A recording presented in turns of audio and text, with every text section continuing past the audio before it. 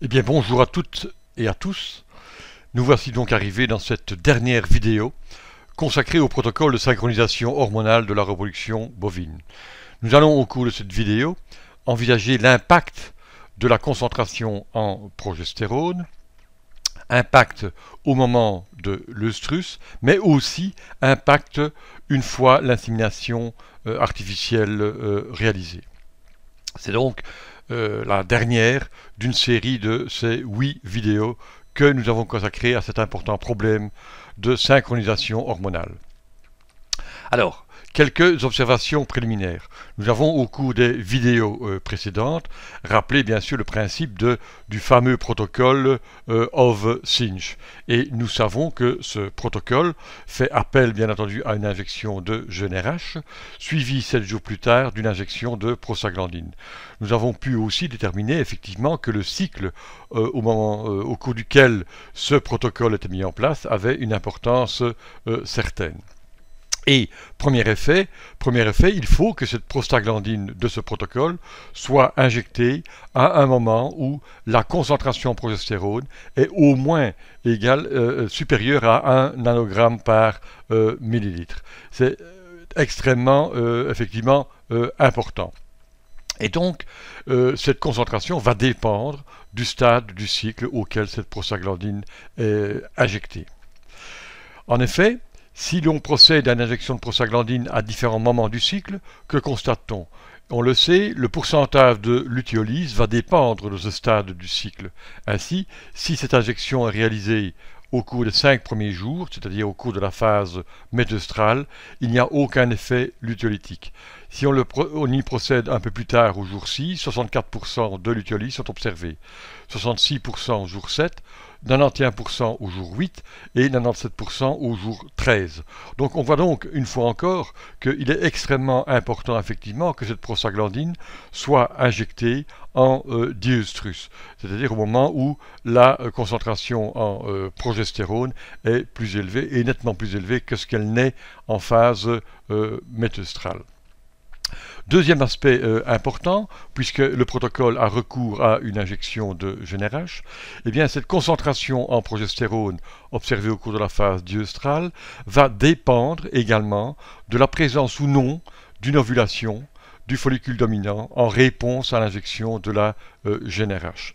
Nous avons envisagé cela au cours des vidéos précédentes.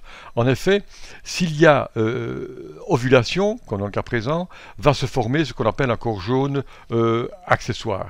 Et dans ce cas-là, on observe une lutéolyse dans 64% des cas. Si effectivement il y a à la fois tout à fois un corps jaune accessoire et un corps jaune naturellement présent, on observe une lutéolyse dans 92% des cas. Donc on a intérêt à ce que, en réponse à l'injection de la GnRH, le follicule dominant présent ovule. Ça c'est une autre effectivement observation. Donc on est en phase, je dirais, on essaie d'expliquer effectivement l'importance de la progestéronémie en réponse au moment de l'injection de la prostaglandine. Qu'en est-il maintenant au moment de la phase œstrale, proprement dite, ici? Eh bien, là aussi, il est important que la concentration en progestérone soit aussi basse que possible, et en tout cas inférieure à 0,5 nanogramme par ml. C'est-à-dire qu'on ait un effet lutéolytique optimal pour obtenir cette concentration. Et donc, cet effet lutéolytique, on vient de l'expliquer, va dépendre effectivement de la présence d'une concentration élevée en progestérone au moment de l'injection de la prostaglandine. Et donc, compte tenu de cette observation, les différentes modifications ont été apportées au protocole of-Synch. Donc, classiquement, il consiste en une injection de GnRH suivie 7 jours plus tard d'une injection de prostaglandine, suivie 56 heures plus tard d'une seconde injection de GnRH. Eh bien, quelques modifications ont été apportées. Elles consistent à procéder à une seule injection de prostaglandine, non pas 7 jours après l'injection de la GnRH, mais cette fois-ci 5 jours après cette première injection de GnRH. Et on modifie l'intervalle entre la prostaglandine et la deuxième GnRH en l'allongeant. Donc on passe de 56 heures, on passe à 72 heures. Donc on a deux types de modifications possibles. Et les essais réalisés ont observé un effet positif effectivement sur la fertilité observée après des inséminations systématiques. Donc raccourcir l'intervalle entre la GH et la prostaglandine et allonger l'intervalle entre la prostaglandine et la deuxième injection de GnRH. Une autre alternative est de procéder pour compléter en quelque sorte la lutéolyse, c'est de réaliser une double injection de prostaglandine à 24 heures d'intervalle. Donc ça c'est les modifications possibles du protocole of Cinch classiquement utilisé. Et bien dans l'un et l'autre cas, on observe un effet positif sur la fertilité.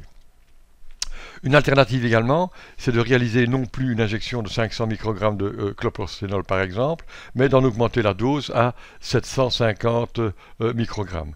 Et là aussi, cela contribue à augmenter le pourcentage de gestation. De la même façon, certains protocoles, nous l'avons vu précédemment, ont recours à, pour augmenter la quantité de progestérone, à la mise en place en début de protocole of Cinch, à la mise en place d'un CIDR ou d'un PRID. Eh bien, on a constaté également que l'injection d'une prostaglandine, non pas à la fin de ce traitement, mais 24 heures avant, contribue là aussi à augmenter la fertilité. Voilà quelques observations relatives aux modifications qui avaient pour simple but, effectivement, de contribuer à augmenter dans un premier temps la concentration en progestérone, mais surtout, dans un second temps, à en réduire la concentration au moment de l'injection de la deuxième GnRH et, bien sûr, de l'insémination. D'aucuns ont également testé la possibilité d'injecter une prostaglandine au moment de l'insémination pour être tout à fait sûr finalement que cette concentration en progestérone soit aussi minimale que possible. Et donc là, les effets sont beaucoup plus mitigés. D'aucuns ont proposé de recourir à une injection intraveineuse plutôt qu'intramusculaire, mais les effets restent à démontrer. Voilà quelques modifications. Et donc, si l'on regarde un peu les résultats d'une méta-analyse qui a comparé des articles utilisant une et d'autres deux prostaglandines, eh bien, que constate-t-on? On constate qu'effectivement, qu'en termes de lutéolyse et en termes de pourcentage de gestation, eh bien, il y a des différences significatives. Donc, le recours à une double injection de prostaglandine à 24 heures d'intervalle, la première étant réalisée 7 jours après la GnRH et la seconde 24 heures après la première injection, eh bien, ce traitement, cette alternative contribue à augmenter tout à la fois le pourcentage de lutéolyse d'animaux qui présentent une lutéolyse et qui donc ont une concentration faible en progestérone et contribue également à augmenter, bien qu'elle soit relativement faible, 5%, mais cette différence est, semblerait-il, significative.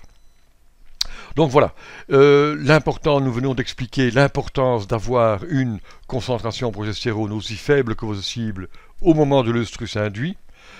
Et donc nous allons envisager maintenant comment est-il possible de favoriser, et pourquoi est-il important, de favoriser une augmentation de la progestérone aussi rapide et aussi élevée que possible après l'insémination.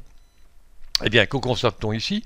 Si l'on compare la concentration en progestérone exprimée en nanogrammes par ml au cours des jours qui suivent une insémination artificielle, eh bien, si l'on compare l'évolution de cette concentration en progestérone, si l'on compare cette évolution de la concentration en progestérone, d'une part chez des animaux qui ne deviendront pas gestants, à cette évolution de la progestéronémie chez les animaux qui vont devenir gestants, on constate une différence très significative effectivement au moment de la phase diœstrale. Donc cela confirme, c'est une publication relativement ancienne, elle date de plus ou moins une quinzaine d'années, mais elle reste toujours d'actualité. Et donc tout ça nous invite effectivement à faire en sorte que cette augmentation de la progestérone soit aussi rapide et aussi élevée que possible après l'insémination artificielle. Et bon, forcément, on ne peut pas négliger le fait qu'il y ait d'autres éléments qui puissent entraver l'obtention d'une gestation. Et forcément que le recours à ce genre de traitement doit, au préalable, je dirais, exclure la présence d'endométrite clinique ou subclinique, de pneumo ou d'urovagin, de salpingite. Il faut vérifier effectivement que la vache inséminée a été bien à chaleur. Tonicité des cornes, présence d'un follicule, 15 à 20, 19 mm, présence de mucus, que la gestion du sperme était optimale, que la fertilité du troupeau était inférieure à 45%. Donc, je veux dire, toute une série de facteurs, bien sûr, qui sont explicatifs d'une absence de gestation. Et donc, dans ce cas-là, bien entendu, il est possible de recourir à toute une série de GnRH ou d'HCG ou encore de systèmes administrant de la progestérone. Donc voici l'inventaire qui a été fait ici en 2020 et qui fait état bien sûr de toute une série de GnRH différentes. Alors maintenant, le problème se pose de savoir quand faut-il utiliser de manière optimale ces substances hormonales. C'est ce que nous allons voir maintenant. Et donc, eh bien, voyons à présent quels sont les moments optimaux d'utilisation de cette GnRH et de la progestérone. Eh bien, nous allons voir que l'on peut utiliser l'une ou l'autre de ces hormones au cours de l'œstrus, au cours du métœstrus ou au cours du diœstrus.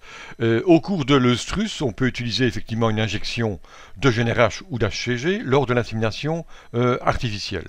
Idéalement, on le sait, ces injections devraient être réalisées quelques heures avant l'insémination, mais sur le plan pratique, il est bien difficile effectivement d'obtenir une contention supplémentaire des animaux. Et donc habituellement, ces deux actes, je dirais insémination et injection, sont habituellement associés. Et dans l'un et l'autre cas, ce que l'on va rechercher effectivement en injectant le GnRH ou de l'HCG, c'est bien sûr d'induire une ovulation, c'est de favoriser la maturation de l'ovocyte, et par derrière, bien entendu, c'est d'assurer une meilleure transformation du follicule dominant en un corps jaune. Au cours du métœstrus, on va pouvoir utiliser effectivement au cours du métœstrus un apport supplémentaire de progestérone, administré par voie vaginale sous forme d'un cider ou sous forme d'un pride. Et donc, cette mise en place se fera 3 à 6 jours après l'insémination artificielle et aura une durée minimale de 3 jours. La durée a relativement moins d'importance, mais il faut au moins respecter cette durée d'administration. Et donc, ce faisant, on va entraîner bien entendu un apport supplémentaire de progestérone, donc une augmentation de la concentration en progestérone, et cela va avoir un effet bien entendu sur l'embryon. Cet effet va se traduire sur une augmentation de sa taille, mais va également induire une synthèse plus grande par cet embryon d'interférons, et donc favoriser le maintien de la gestation. Voici un embryon de 16 jours, disons, normal, et un embryon beaucoup plus développé, une vésicule embryonnaire notamment beaucoup plus développée si on a administré effectivement de la progestérone. Et tout ça peut avoir un effet positif, bien sûr, sur le maintien de la gestation. Alors, on peut également recourir à une injection d'HCG, 2500 unités, qui sera réalisée dans les 5 jours suivant l'insémination. Et on peut également pratiquer une injection de 200 microgrammes de gonadoréline, la GnRH, au jour 5, 6 ou 7, tels sont les moments, je dirais, préférentiels d'injection de cette GnRH. Donc, traitement ici au cours du métœstrus. Et là aussi, l'HCG et la GnRH contribuent bien sûr à augmenter la concentration en progestérone, et bien entendu, si le cas échéant il y avait un follicule dominant, eh bien ces deux hormones peuvent favoriser bien sûr l'ovulation de ce follicule dominant et assurer le développement d'un corps jaune accessoire, qui indirectement va contribuer bien sûr encore une fois à augmenter la progestérone. En diœstrus, En diœstrus, on peut pratiquer également une injection de GnRH au-delà du 10e jour suivant l'insémination. Et on peut pratiquer une injection de 12 microgrammes de buséréline ou de 100 microgrammes de gonadoréline. De la même façon, on peut pratiquer une injection d'HCG. Et là aussi, ces injections, GnRH ou HCG, vont avoir pour effet de favoriser le développement du corps jaune, donc de l'augmentation de la concentration en progestérone, soit au niveau du corps jaune en place, soit en favorisant bien sûr l'ovulation du follicule dominant présent. Et donc l'un dans l'autre, ça va contribuer à augmenter la progestéronémie et favoriser bien sûr le maintien de la gestation. Et donc c'est ce que illustre quelque part cette diapositive-ci, qui compare deux choses, qui compare sur des génisses qui sont devenues gestantes ou pas, les effets de l'administration par voie vaginale d'un apport supplémentaire en progestérone.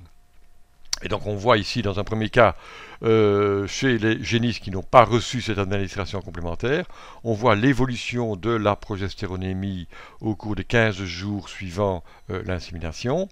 Et bien entendu, si on administre une spirale vaginale, une prise de delta, bref, s'il y a un apport complémentaire en progestérone, bien sûr que la progestéronémie est nettement plus élevée. Voilà. On en revient à nos questions. La 17e de cette série de 8 vidéos. Vrai ou faux? La progestéronémie lors de l'œstrus est sans effet sur la fertilité. À votre avis, est-ce vrai? À votre avis, est-ce faux?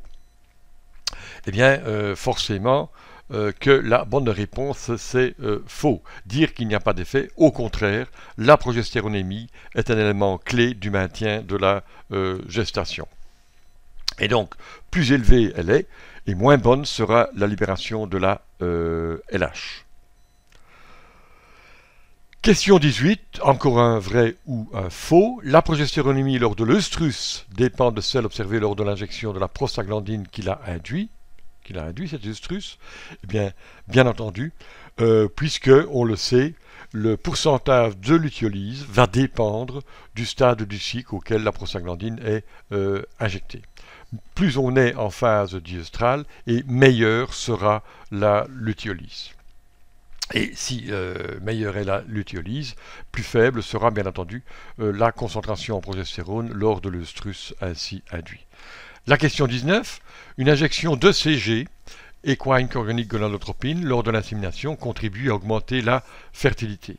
Bien, absolument pas, parce que je crois qu'il y a une différence entre l'ECG et bien entendu l'HCG.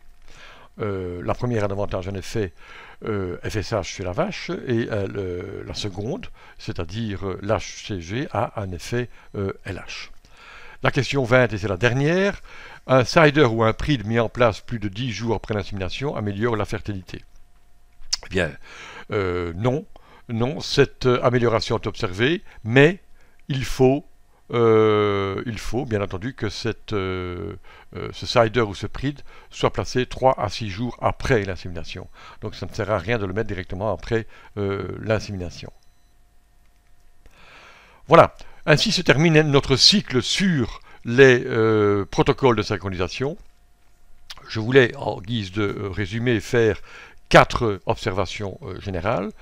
Vous aurez compris que les protocoles de synchronisation ne constituent pas une stratégie pour augmenter la fertilité, c'est-à-dire ne vont pas contribuer à réduire le nombre d'inséminations nécessaires à l'obtention d'une gestation.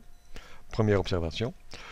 Deuxième observation, les protocoles de synchronisation constituent une stratégie pour augmenter la fécondité. En effet, ça va permettre, quelque part, si c'est pratiqué de manière systématique ou coordonnée sur base d'examen clinique de l'animal, ça va permettre de réduire la période d'attente. Et donc, on augmente les chances d'obtention d'une gestation dans un délai, je dirais, plus normal. Donc on améliore ainsi la fécondité. Troisième remarque, va-t-on ou pas décider de recourir à ce type de protocole de synchronisation, notamment Love Cinch pour en citer un? Bien, ça va dépendre effectivement de la capacité de l'éleveur à observer les chaleurs, de la volonté qu'il a, du temps qu'il va y consacrer. 2. De voir les capacités de l'éleveur à gérer le calendrier des injections, surtout si le nombre d'animaux concernés est élevé. Et ça va aussi dépendre sans doute de la capacité du vétérinaire à faire des examens complémentaires. Examen complémentaire pour éventuellement vérifier la présence du corps jaune, ça me semble une stratégie, je dirais, tout à fait recommandable, mais aller plus loin aussi, éventuellement, dans l'identification de la qualité du follicule dominant présent. Et quatrième remarque que je voulais faire, les protocoles de synchronisation représentent un coût certain. Mais bien sûr qu'il faudrait mettre ça en rapport avec le coût de l'infertilité. Voilà, on arrive au bout de ces vidéos, j'espère qu'elles vous ont plu, j'espère surtout qu'elles vous ont appris quelque chose, j'espère enfin qu'elles vont peut-être contribuer à changer votre façon de faire. Et bien entendu, si vous avez un commentaire, une remarque, une question, n'hésitez pas à me la faire passer. Voilà, bonne continuation à toutes et à tous.